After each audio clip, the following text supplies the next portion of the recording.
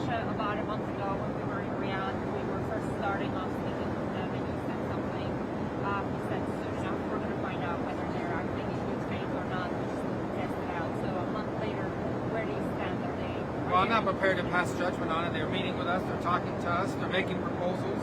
They're agreeing to ceasefires, but with conditions that we need to analyze. So is that dragging their feet, actually? I'm not prepared to characterize it as one or the other. What I've said almost from the very beginning is, this war is complex. As you can see, it's now going on 3 years, and I've never said it was going to be simple. There's a lot of work to be done with both sides in particular, but the Russian side we haven't talked to in years.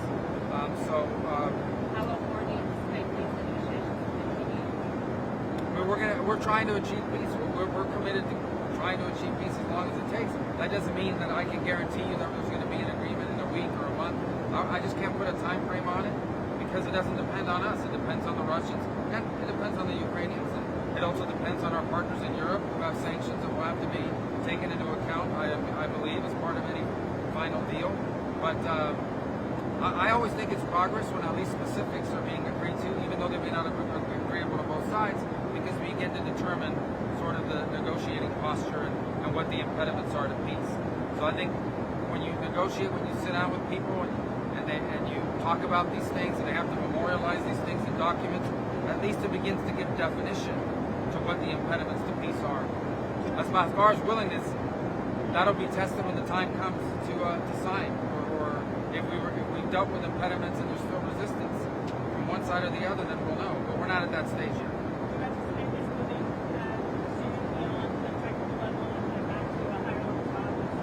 Well, I think you have to make more progress on the technical level at this point, but we'll see. We're going to analyze it. As I said, when they arrive back from Saudi Arabia, I want to sit and talk to our team that was on the ground and get a better sense how those negotiations went, because a lot of it isn't just what was written, it's what was said over 12 hours.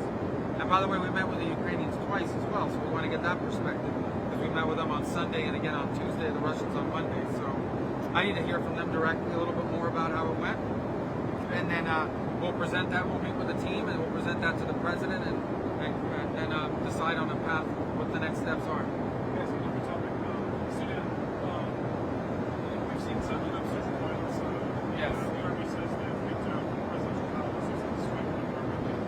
Is there anything diplomatic that the U.S. can... We're engaged. I've had conversations with a number of countries over Ethiopia, with Kenya, just over the last 72 hours, so we've been raising that. And we're very concerned that we're going to backslide to where we were a decade or less ago, and so we don't want to see that. So we're trying to figure out, and we've been engaging with our partners about soliciting their ideas about what can we do on this matter to what contribution can the United States make to stabilizing that. There are a number of places we're doing that. We're doing that with DRC, Rwanda as well. So there are a couple places like that we find ourselves sort of asking our regional partners how do they believe we can be most helpful in engaging. And with our partners outside the region as well. I spoke to the foreign minister of the UK yesterday about this topic. What's the current situation with Iran and the exchange of letters? Oh, you just asked me that, but you couldn't hear. No, it's okay. I have to remember the answer because it has to be identical.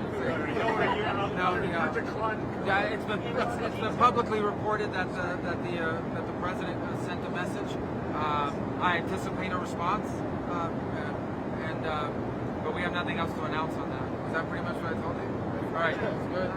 All right, well, that game's going to start. That's fine. What brought about your hatred of ecotourism? I don't hate ecotourism. It's just Who said it? no. I said I'm not a fan of ecotourism. I'm not against it. People like to do that stuff, but to me, a vacation does not involve snakes and spiders. So that's my view. Maybe that'll change. I don't know.